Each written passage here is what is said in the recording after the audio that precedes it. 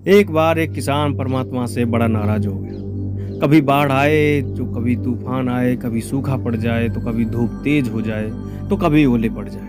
हर बार कुछ ना कुछ कारण उसकी फसल थोड़ी खराब हो जाए। एक दिन बड़ा तंग आकर उसने परमात्मा से कहा, देखिए प्रभु, आप परमात्मा हैं, लेकिन लगता है आपको खेती बाड़ी की ज्यादा जानकारी नहीं है। एक प्रार्थना है कि एक साल मुझे मौका दीजिए, जैसा मैं चाहूं वैसा मौसम हो, फिर आप देखना मैं कैसे अन्न के भंडार भर दूंगा। परमात्मा मुस्कुराए और कहा, ठीक है, जैसा तुम कहोगे वैसा ही मौसम दूंगा, मैं दखल नहीं करूंगा। अब किसान ने गेहूं की फसल बोई। जब धूप चाहे तब धूप मिली, जब पानी चाहा तब पानी मिला।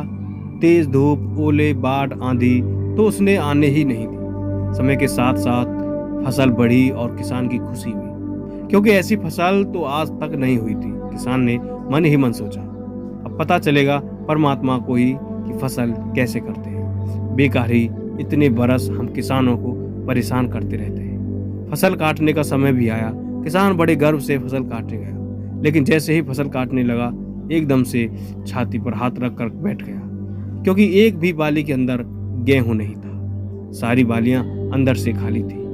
बड़ा दुखी होकर उसने परमात्मा से कहा, प्रभु ये क्या हुआ? तो परमात्मा बोले, ये तो होना ही था। तुमने पौधे को संघर्ष का जरा भी सा भी मौका नहीं दिया।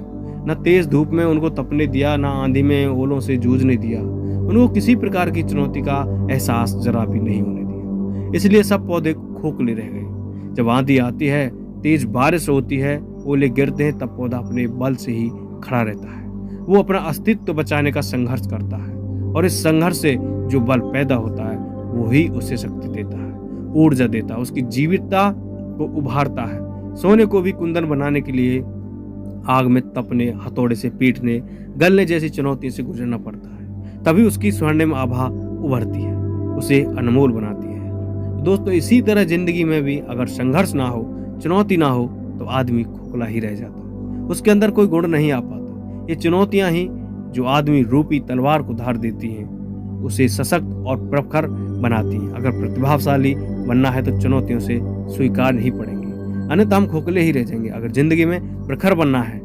शक्तिशाली बनना है, तो संघर्ष और चुनौतियों का सामना तो करना ही पड़ेगा।